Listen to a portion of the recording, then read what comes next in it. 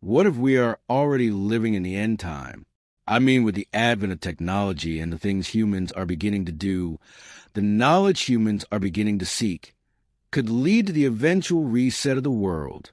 During the days of old, humans felt like they were knowledgeable enough to build a tower that could get to the heavens, and they could make a name for themselves. It brought about a major division. God was unhappy with the kind of knowledge that man felt they had possessed and what they were beginning to believe they could achieve. So now with the type of technology we have, people go to space, try and explore the universe, try and explore the solar system. Elon Musk trying to live beyond what seems like where divine power has placed us.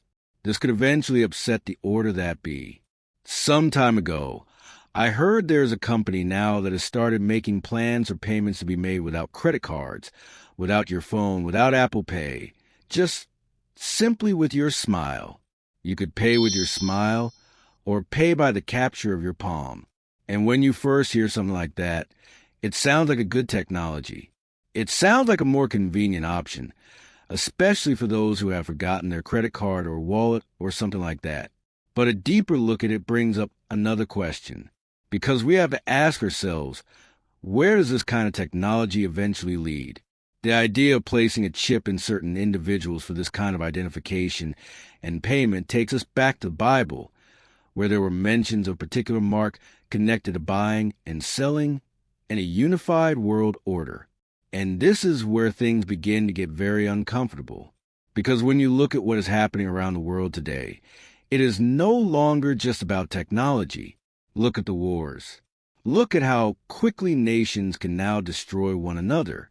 Look at the kind of weapons human beings have been able to create. And then look at the economy. The economy has become so harsh that people are becoming more desperate for money. The love for money is increasing. People are willing to do things they would never have imagined doing just to survive. And then there is sex. Sex has become something that is everywhere.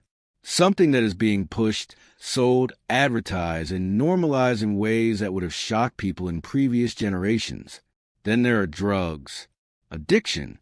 Human beings becoming prisoners to substances they thought they could control. And when you put all of these things together, you begin to ask yourself a question. Are we simply living through another period of human history? Or are we actually watching the world slowly move toward the kind of condition the Bible warned us about? Because when you read the scriptures, especially the words concerning the last days, it becomes difficult to look at everything happening around us and simply dismiss it. And I am not saying that every new technology is the mark of the beast. I am not saying that every war means the end has arrived. I am not saying that every economic problem is a sign that the world is about to end. But what I am saying is that the pieces are beginning to look very different from the world previous generations lived in. Human beings are more connected than ever.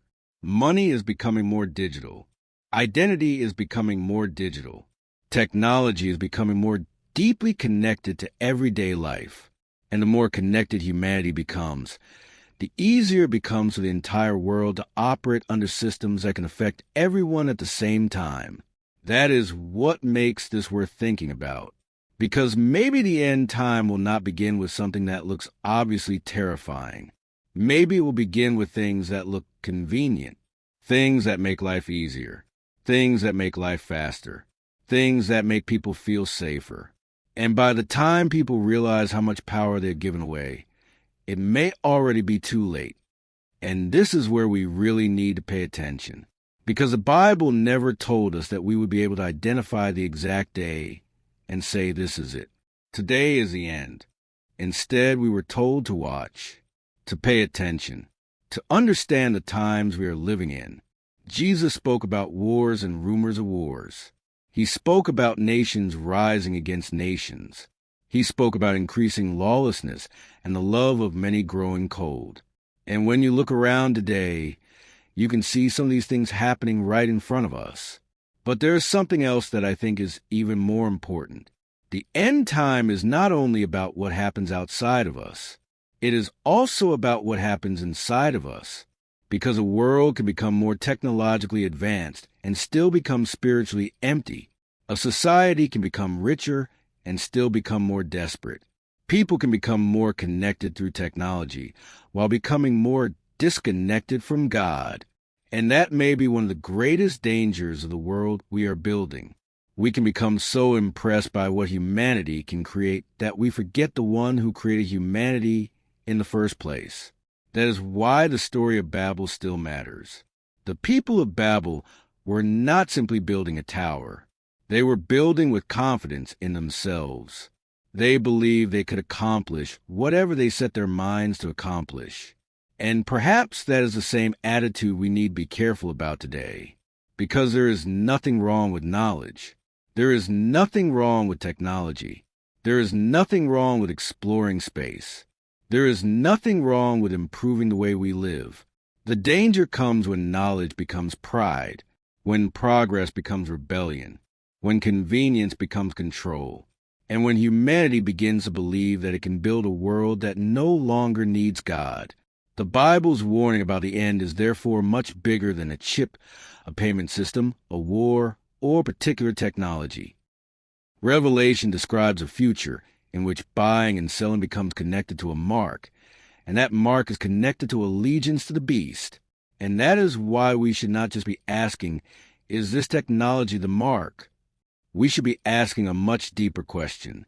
Are we becoming comfortable with a world where everything can eventually be connected, where identity, money, access, and personal information can all exist inside one system? Because if that kind of world ever comes, the technology itself may not be the most frightening part. The most frightening part would be what humanity chooses to do with it. So maybe the purpose of looking at all of this is not to make ourselves afraid. Maybe it is to make us awake, to look at what is happening around us, and remember that this world is not permanent. To remember that no matter how advanced humanity becomes, we are still human. And no matter how powerful technology becomes, it will never replace God.